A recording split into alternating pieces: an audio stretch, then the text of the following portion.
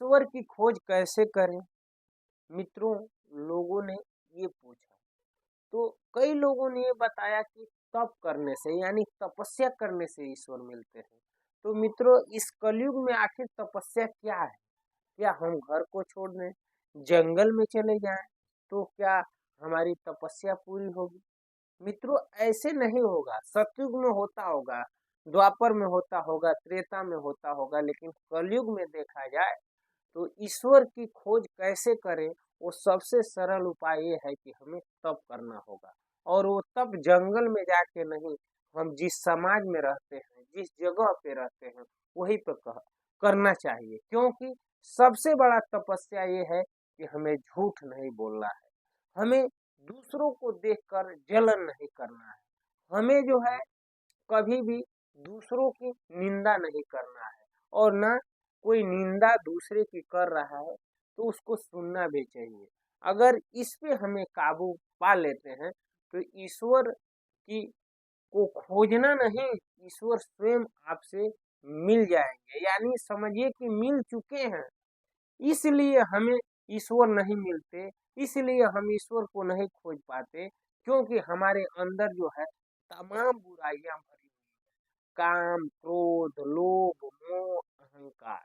और इसका इसका जो है इसी का कारण है कि हम ईश्वर को खोज नहीं पाते या ईश्वर को देख नहीं पाते, और हम जो है कह देते हैं कि ये ईश्वर को कोई देख नहीं सकता। कोई ये कहता है ये केवल लिखी हुई बातें हैं, ईश्वर केवल नाम है, ये कोई देखने वाला चीज नहीं है, यानी उसको चीज से तुलना करते हैं ईश्वर का। लेकिन हम और आप कभी भी जो जहाँ ईश्वर का उल्लेख है, ईश्वर का उल्लेख कहाँ है? धर्म ग्रंथों में।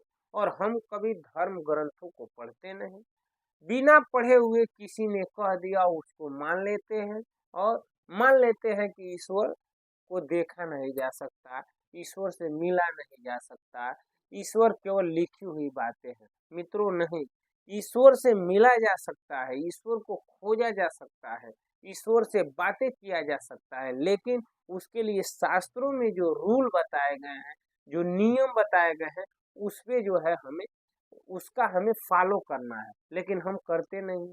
क्या हम झूठ 100% नहीं बोलते हैं? बिल्कुल बोलते हैं। क्या हम दूसरों को देखकर 100% जलन नहीं करते हैं? बिल्कुल करते हैं।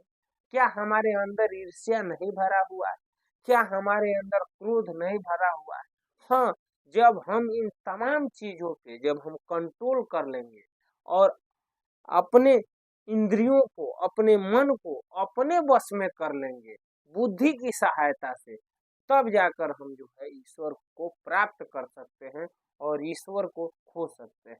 मित्रों, कबीर दास भी एक बहुत बड़े संत हुए, और कबीर दास ने भी इस बात पे बहुत गहराई से लिखा है। उन्होंने भी कहा है कि सांच बराबर तप नहीं, झूठ बराबर पाप, जाके हृदय साच है, ताके हृदय आप। कबीर दास भी कहते हैं कि सच्चाई से बड़ा कोई तपस्या नहीं है, और झूठ से बड़ा कोई पाप नहीं है, और जो इस दोनों पे काम कर लिया तो ईश्वर को खोजने की बात नहीं है।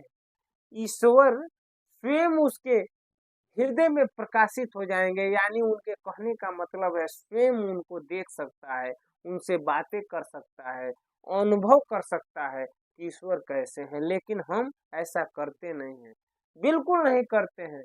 क्योंकि कबीर हुए, रसखान हुए, रहीम हुए, तुलसी हुए, बड़े बड़े महापुरुष, बड़े बड़े संत भी इस बात पे कहते हैं, लेकिन हम जो है केवल सुनते हैं, कहते हैं, लेकिन हम और आप करते नहीं हैं।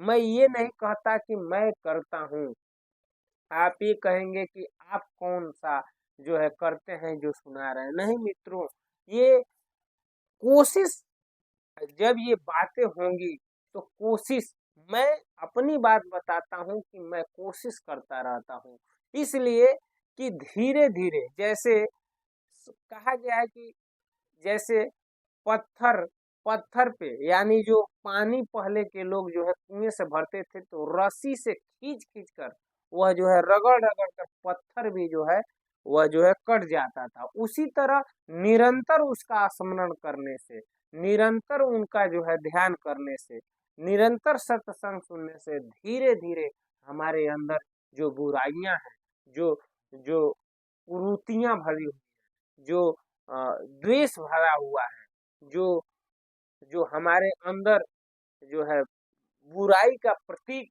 अंदर है, अहंकार है, उसको धीरे धीरे निकाल देगा। इसलिए जो है हमें सत्संग करना चाहिए। मित्रों, जिन लोगों ने यह प्रश्न किया था, उम्मीद करता हूँ अच्छा लगा होगा। और आज इस वीडियो में इतना ही। अगले वीडियो में फिर मिलते हैं। तब तक के लिए हरे कृष्णा, राम राम जी, नमस्कार, प्रणाम।